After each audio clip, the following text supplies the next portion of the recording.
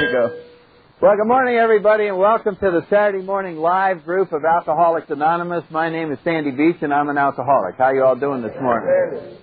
It's customary to start our meeting with our preamble. Alcoholics Anonymous is a fellowship of men and women who share their experience, strength, and hope with each other that they may solve their common problem and help others to recover from alcoholism. The only requirement for membership is a desire to stop drinking. There are no dues or fees for AA membership. We're self-supporting through our own contributions.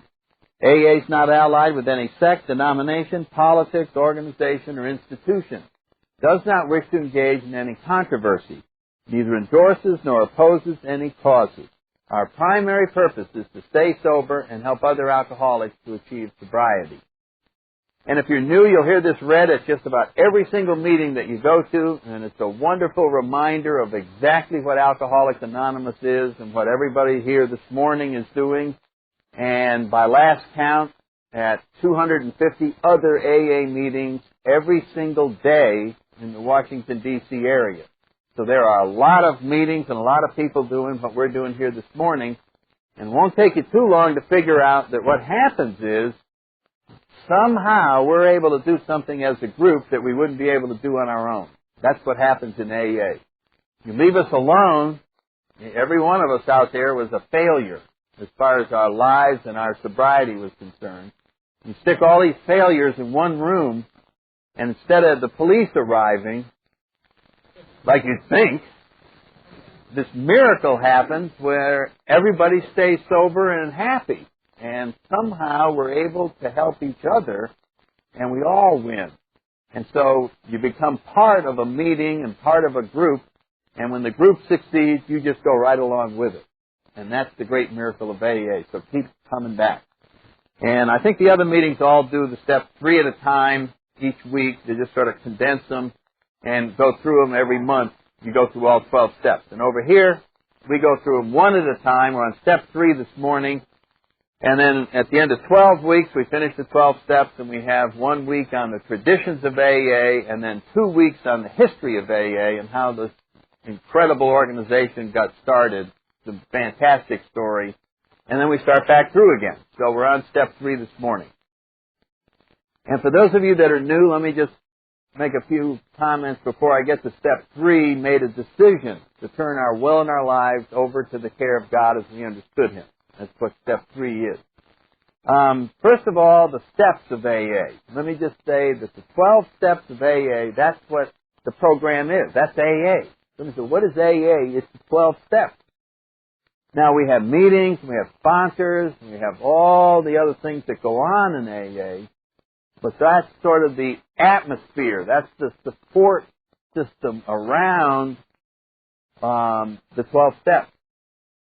Within AA, we have all the individual members of AA, and the way those members are staying happy and sober is by individually working the 12 steps in their own personal lives. And we have sponsors and meetings and all of that, but all of that is to keep pushing us along the path of the 12 steps.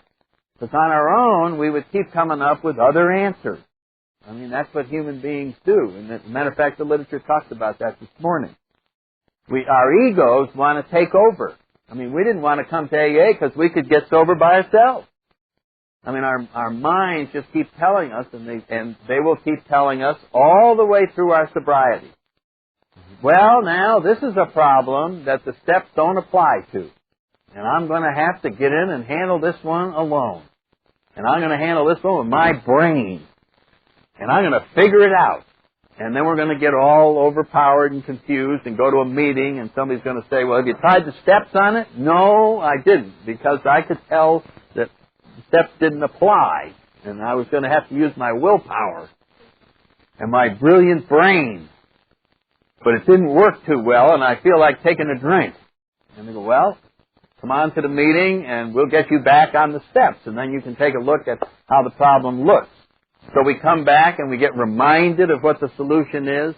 We start working it again, and the problem gets small or disappears or somehow solves itself, and we move another day along on our journey in sobriety. But we constantly need to be reminded of what the answer is because it doesn't look like it's the answer. And that's what the whole program is about. So we have these meetings, and today we're talking about these 12 steps. For those of you that are new, I've always liked to think of the 12 steps as a game plan for living. And its biggest function, if you're new, is to replace your plan. That's the biggest thing that happens when you come into AA. That's why you zoom ahead, is that you stop doing what you've been doing. Whatever you put together, each person, each alcoholic, whether they know it or not, has put together some kind of a survival plan. Well, this is how I get along out there. And you have sort of little internal rules that you live by, sort of a code of drinking, or a code of ethics, or whatever you want to call it. And it just consists of things like never trust anybody who doesn't drink. You know, those wonderful philosophical insights. Well, I never do that. And never say the word God. Never, whatever it might be. Never trust a Redskin fan or never trust a Dallas fan.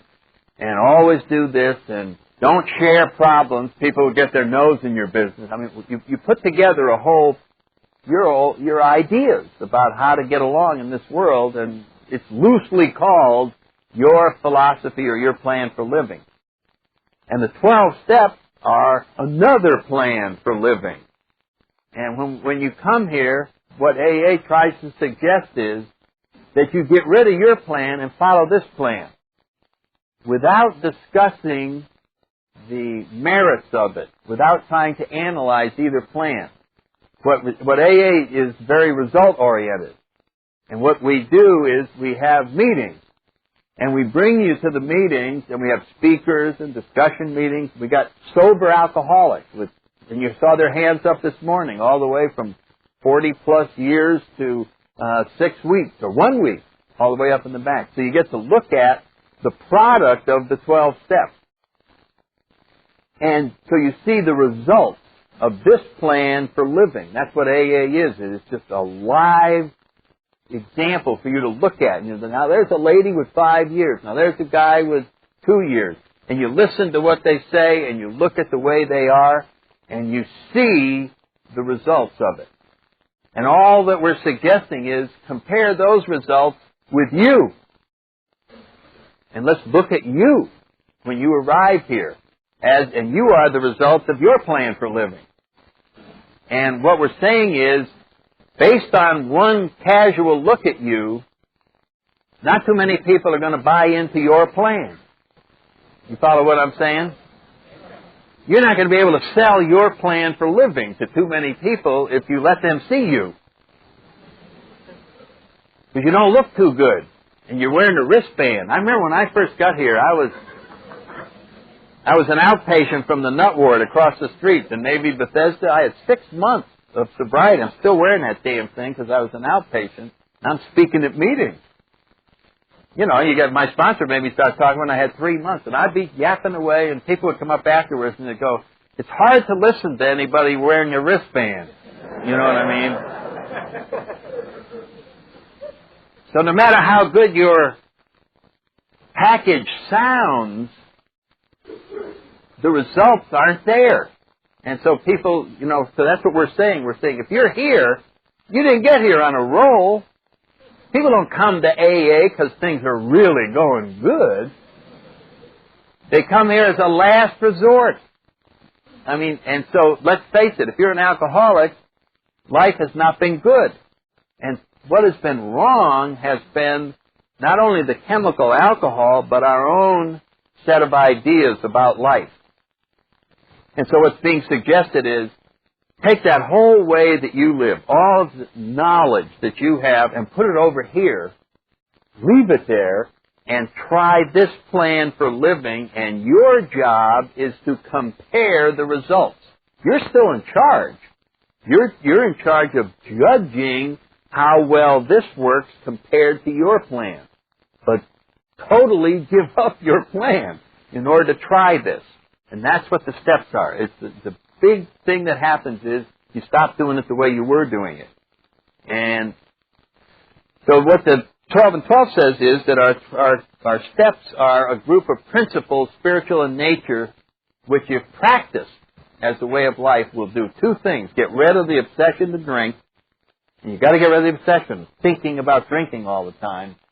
And enable the suffering alcoholic to become happily and usefully whole, to become a complete person for the first time, and to be happy.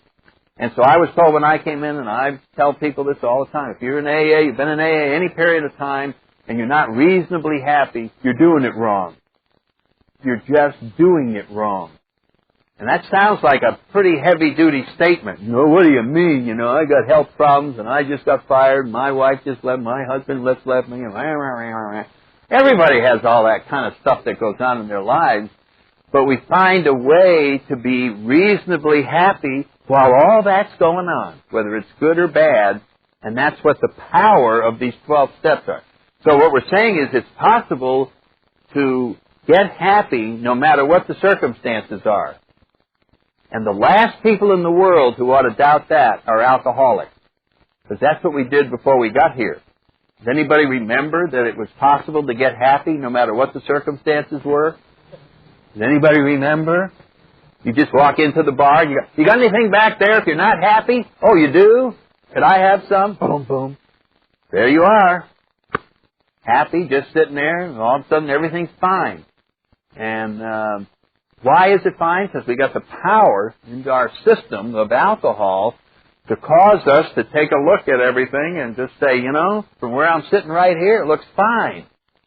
And nothing out there changed. It's just that we changed internally. We were given the power to suddenly, the heck with that. And we just get very comfortable with life. Well, that's exactly what the 12 steps are designed to do, is to give us access to 1 billion times more power than that. And so that's why we say, if you're not reasonably happy, you're just not doing it right. You are blocking out this power to enable you to be very comfortable in all types of circumstances. So that's what the 12 steps are. It's a spiritual path, and it replaces the intellectual path that we were using. And it's very hard to get rid of that. And that's a lot what step 3 has to do with. So we start out by admitting that we're powerless over alcohol, which we talked about in step 1. And that means that we're powerless when we're not drinking. That's the real area when we're powerless. It means when you learn all about alcoholism, when you learn all about everything, you still cannot go through life without drinking. That's what being powerless means. It means you can learn everything there is, and the only difference between you then and before is now we have a smart drunk. But that knowledge won't help you stay sober. You will be drunk, but you'll know precisely why. Oh, yes, I can tell you, the alcohol goes into the system, and it metabolizes. Now we got a smart drunk. But it won't help you stay sober, because you will still be sober. And if you think about it, that was our real problem. I don't know about you. I had a lot of problems when I was drinking, but I had bigger problems when I wasn't drinking. As a matter of fact, that's when the life problems really came in. And so when I first came to AA and they said, no drinking, I said, you don't understand. You don't understand. Bad things happen when I don't drink. Very bad things happen. What's that? I'm sober all the time. I just walk around sober in the morning, night, Redskin games, dances, weddings, meals, conversations with other human beings. That's too much for me. Isn't that strange? Our problem is at its maximum when there's no alcohol present. That's a strange thing. Our alcoholism is at its maximum when there's no alcohol present. It's the absence of alcohol that seems to be causing the problem. Whenever I'm sober, I can't stand it. So I went and drank in order to solve a problem.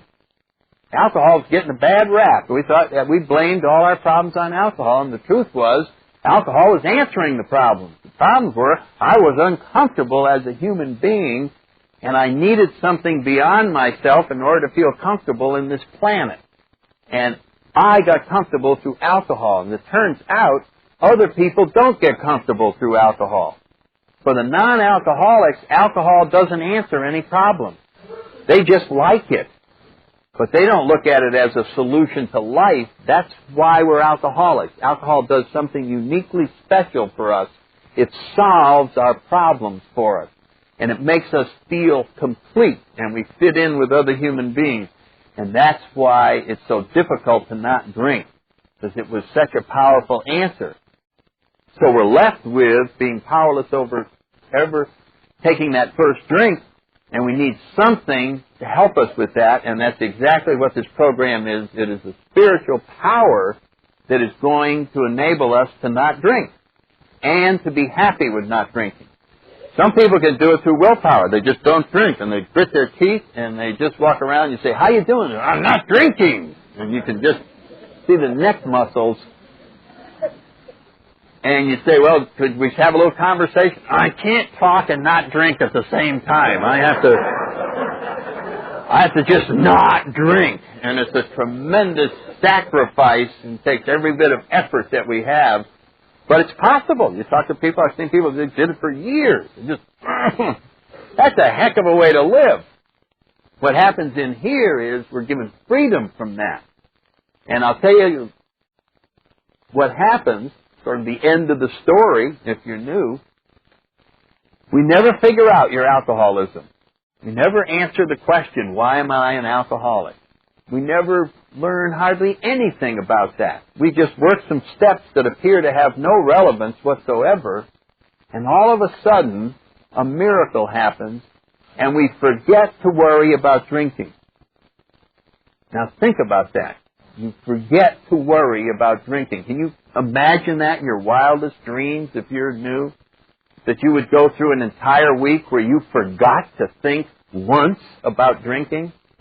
Wouldn't that be an unusual answer to the problem? It never got figured out. What happened was it got taken away. It got removed. It just goes, it's gone. It's not in your life to worry about. And that happens a day at a time if we are taking the steps that could bring the power into our lives to remove the problem. As soon as we stop going to meetings, stop working the steps, it'll come back. It's like a Channel 5 rerun. It'll come right back into your brain. Hey, a drink would be good now. You're not going to go around. The world is awful. It's ganging up on you. There's no way you can make it anymore. You really are nothing. Remember that great thought? In the final analysis, you're nothing. And then we go to meetings, and we start working the steps again, and we start getting pumped back up by this program, and then we are complete again, and then that thinking goes away, and that's what sobriety is. It is total freedom from the problem rather than figuring it out, which is what our brain was trying to do before we got here. And that's what is necessary in the first step, is to totally surrender to the fact that you are powerless. And the reason that's so important is, if you don't do that, the rest of the program is kind of optional. You know what I'm saying? It's like, well, maybe I'll take one of those steps, and I could go to meetings because I'm not totally powerless. So being powerless is what makes us surrender to the fact that we have to do the rest of these steps. And so that's why that step has to be done 100%. And then last week we talked about coming to believe that something has to give us this power to take care of powerlessness, and that's where we went through the great debate. Came to believe that a power greater than ourselves could restore us to sanity. And we're talking about a power that we can't see. We can't really explain. Kind of like alcohol. Can't really explain why it was so powerful, but it works. So you don't have to understand it, you just have to do it. And that's what we're saying about the steps. You don't have to understand a higher power. You just have to understand that if you take these steps, a power will come into your life that will produce all these results we're talking about, and then you can explain the power to yourself. You can say, oh, well, that's the God from the churches that I used to go to. Or you can say, well, that's whatever gave us AA. Or you can say, well, that's the spirit of the universe. But it'll be your own personal experience that you are now free and able to do things you weren't able to do before. And you're going to have to explain it to yourself. And it's going to be beyond mere coincidence. In the beginning, it may be the AA group is your power. I go there and something magic happens in my life. But as time goes on, you're going to come to realize this must be something bigger than that, and that'll be your definition.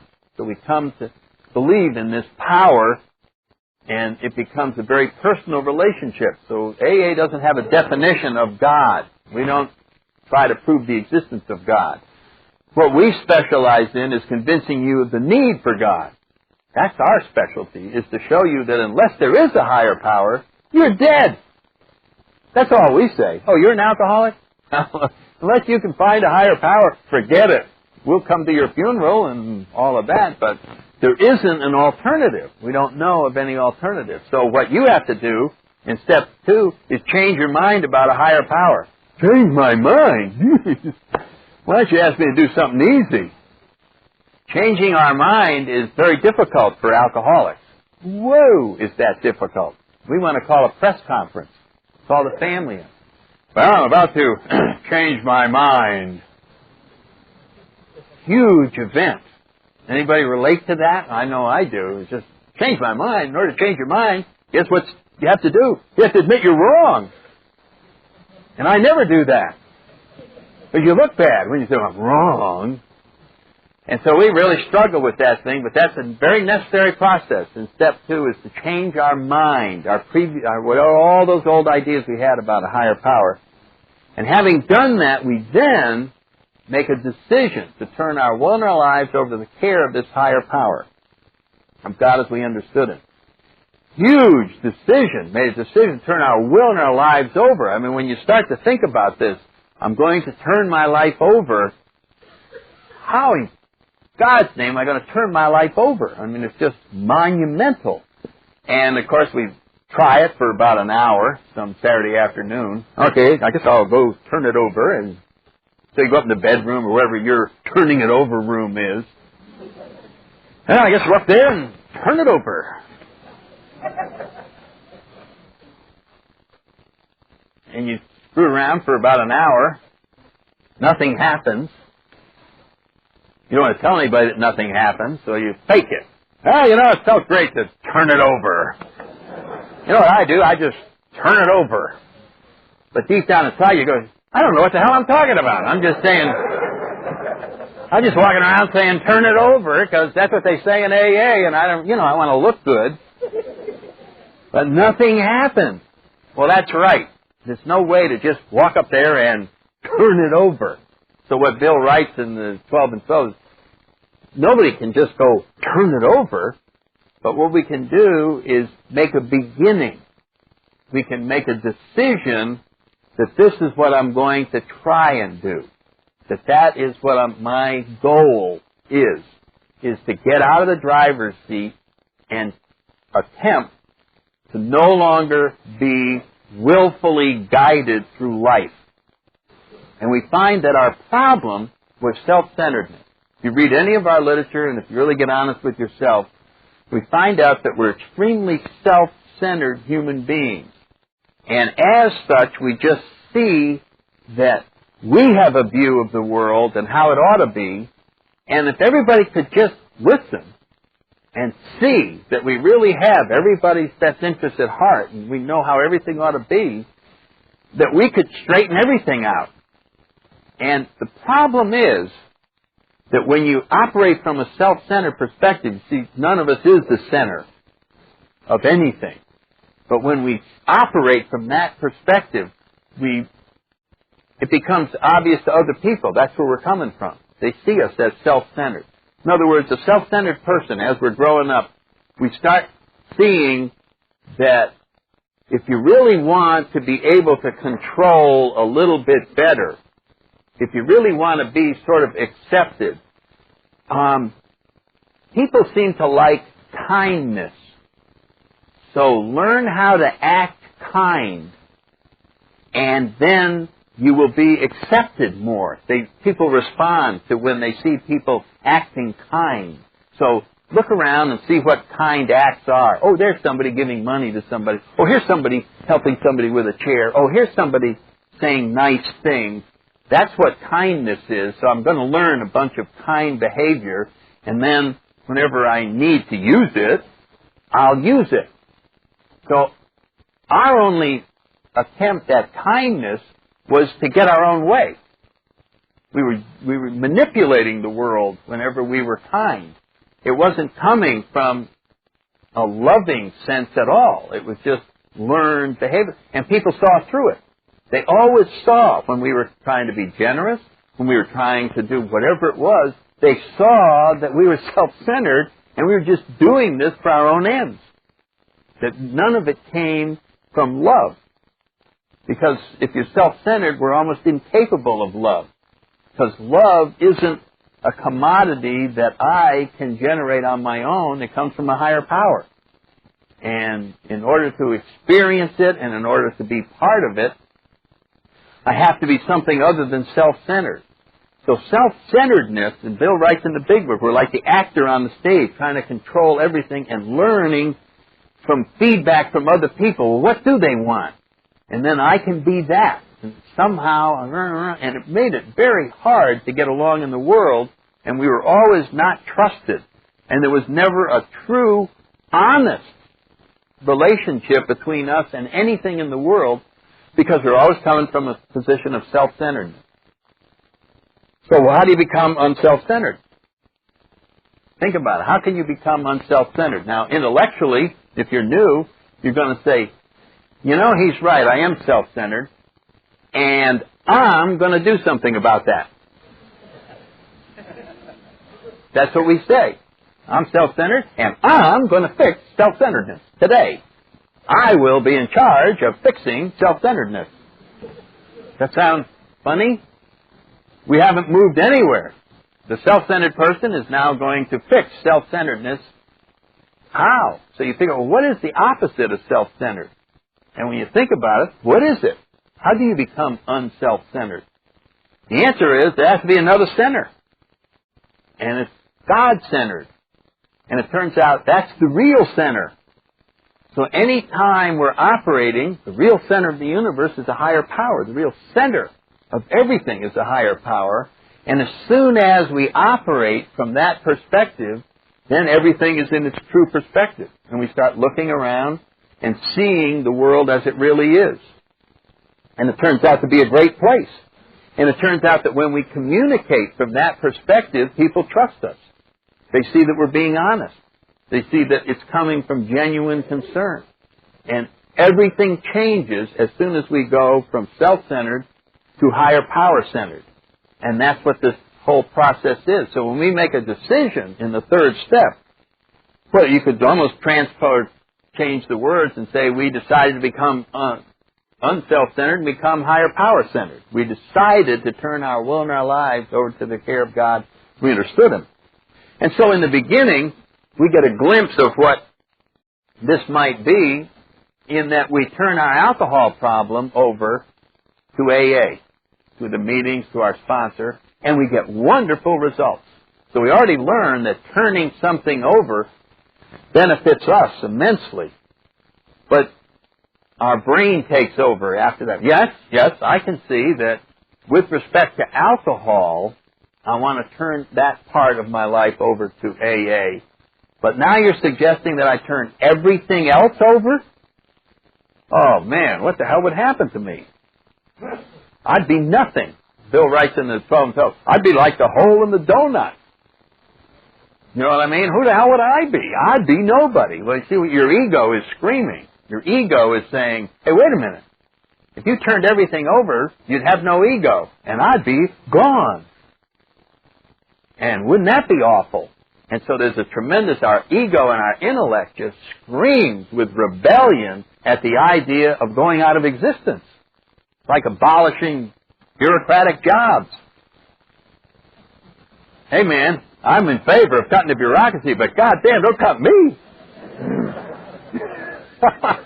Cut the other guy. You know what I'm saying? And so this ego is in there. Wait a minute, I'll be gone. So we better jump to our defense.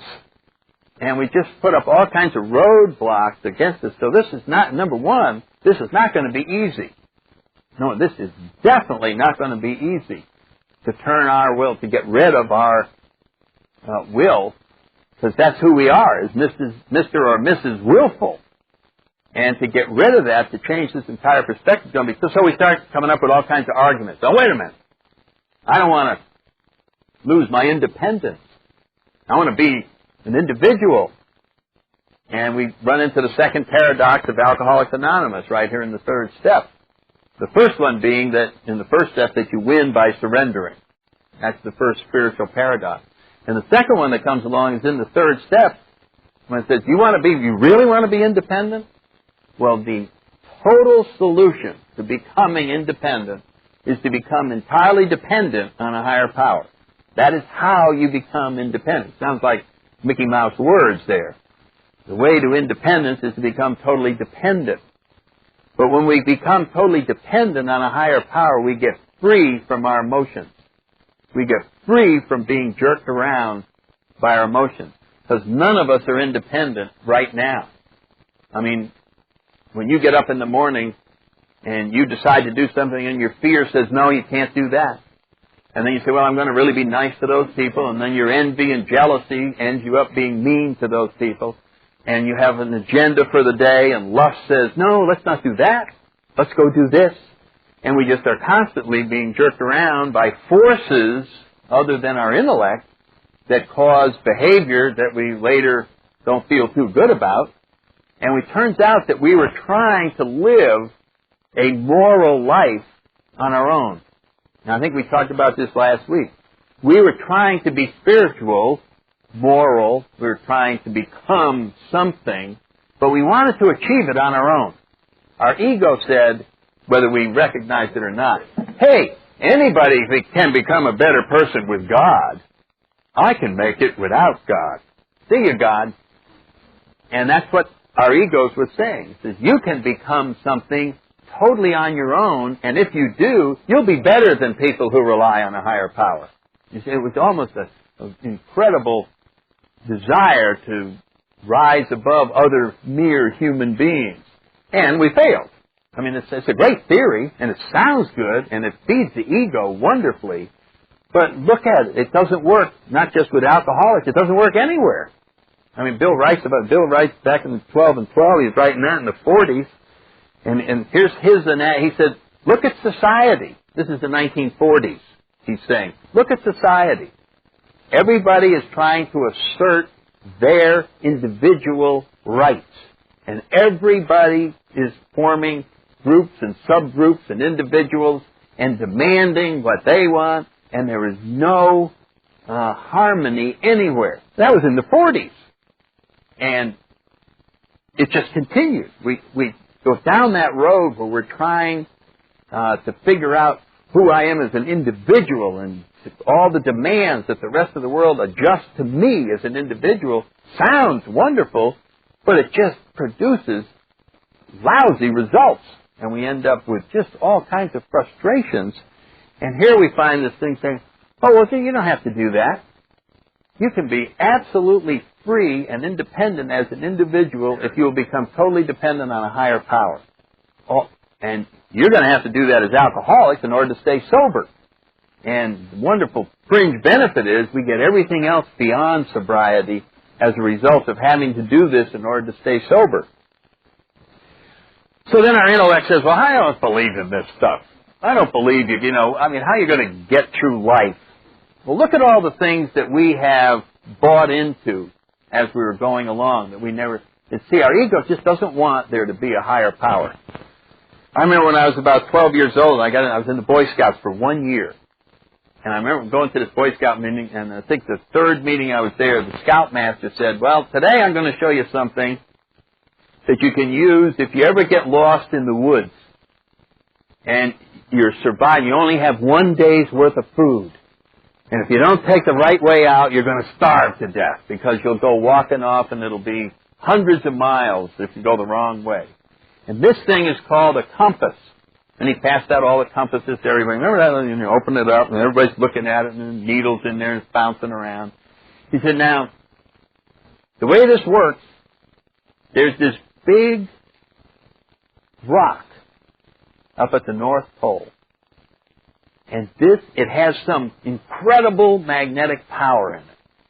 And this needle in here will point to that rock. Now, I don't remember anybody going, would you run that by me again? Big rock at the North Pole.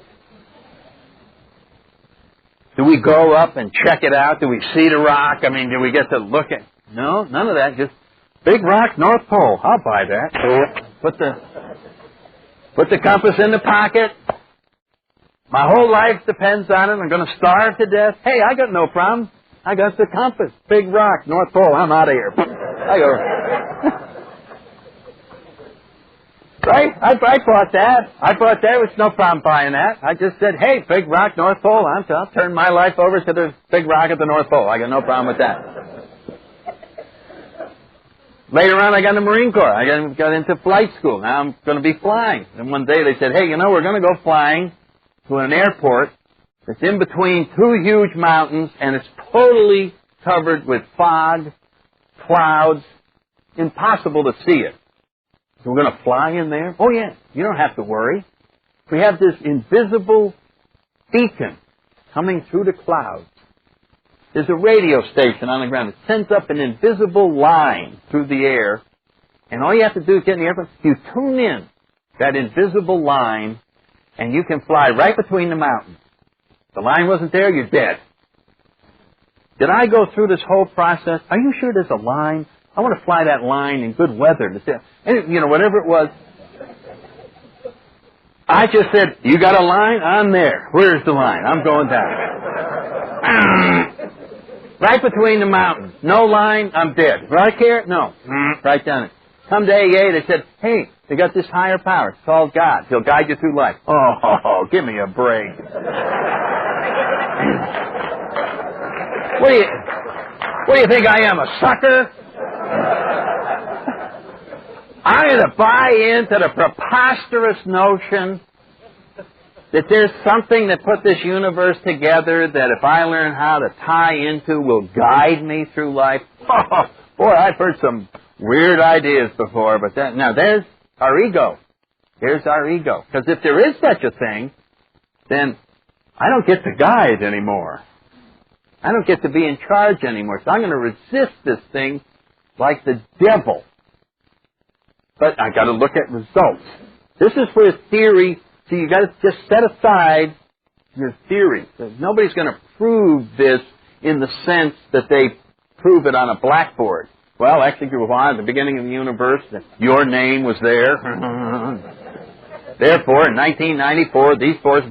Yeah, now you're buying it? No, nobody's going to buy that. We just go, well, let me show you a whole bunch of people who are being guided by this. Show and tell, AA meetings, you go, you look, and you see, hey, see that guy, he's reasonably happy? Well, he just lost his job, but he knows he's going to be all right. Well, how could he know that? He just does. He just knows that everything will always be all right. What's he on?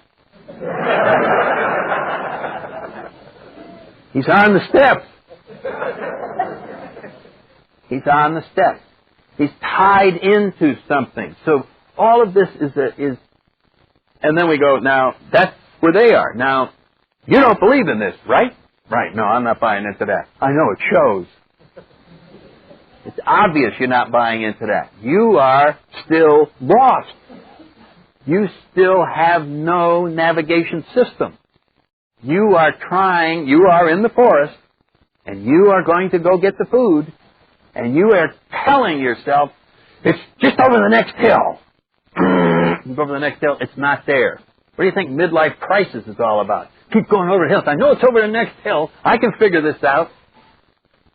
Are you the type driver who drives around in a strange city, and the person on the right seat is saying, let's pull in the gas station and ask, no, I can find it. Don't worry.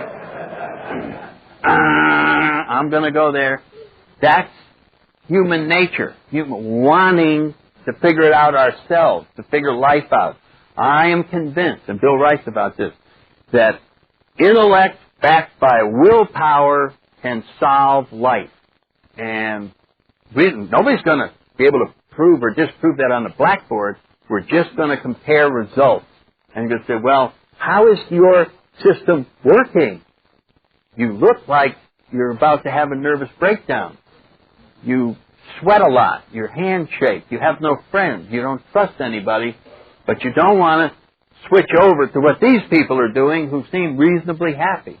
So we just compare results. That's all this is. And that's how we make the decision.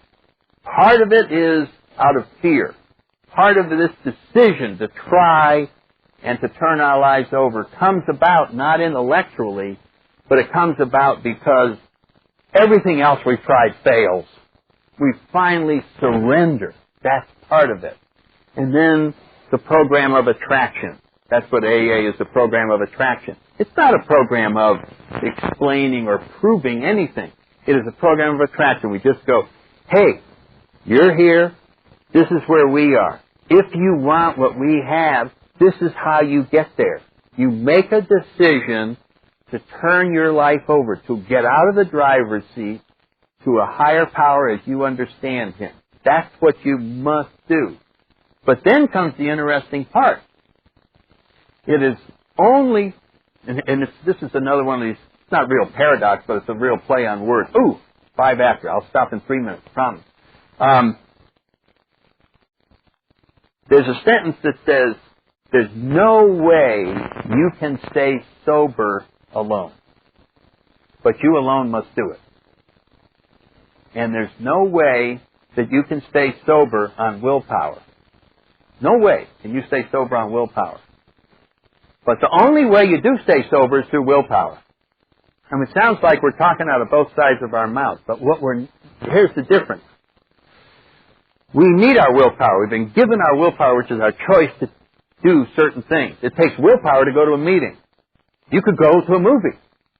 And maybe you want to go to the movie. But you know you should be at a meeting. So you exercise your will to get in the car and go to the meeting. The meeting then gives you the resources to stay sober. So it was really your willpower that took you there to get you sober. But you couldn't just stay home and use your willpower to stay sober. But your willpower is the only thing that can get you sober. And so the same thing in the third step. When it says we made a decision to turn our will over, it sounds like, well, that's the end of willpower. But it's not. It's the correct use of willpower. And if you look in the 12 and 12, you'll see this discussion at the end of the third step. We're now going to use our willpower to put it in harmony with the will of our higher power. And we're going to have to take the actions that are necessary to remove all of the obstacles that block us from a higher power.